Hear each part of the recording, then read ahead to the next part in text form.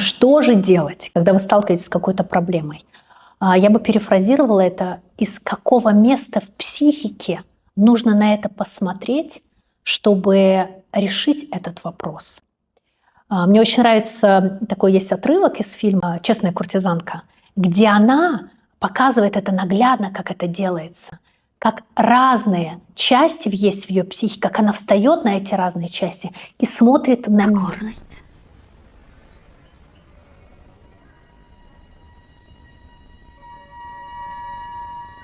Восхищение.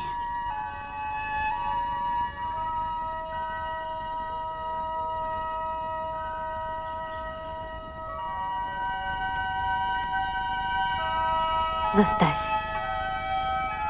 его поверить, что он единственный мужчина во Вселенной.